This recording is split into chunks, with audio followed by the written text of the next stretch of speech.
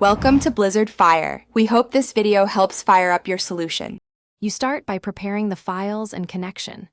On your iPhone, make sure Photos Transfer is set to automatic if you want JPEG, or keep originals to keep Heic. Install the Windows Heic and Heic extensions, or ensure Microsoft Photos can open Heic.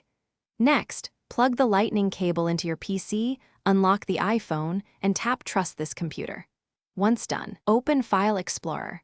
Your iPhone appears under this PC, so you can browse DSIM and begin copying images. You now copy and, if needed, convert Heic images. In File Explorer, go to this PC, open your iPhone's internal storage, then DSIM and select folders with photos. Drag and drop to a local folder to keep Heic files, or use the Windows Photos app import feature. It can convert to JPEG during import when transfer settings require it. If you need batch control, use a trusted converter. Explain why. Converters let you choose quality and naming, which helps for large libraries. You finish by validating and organizing the photos. Open a few copied files to confirm they display correctly in Photos or Paint, and rename or move into folders for workflow.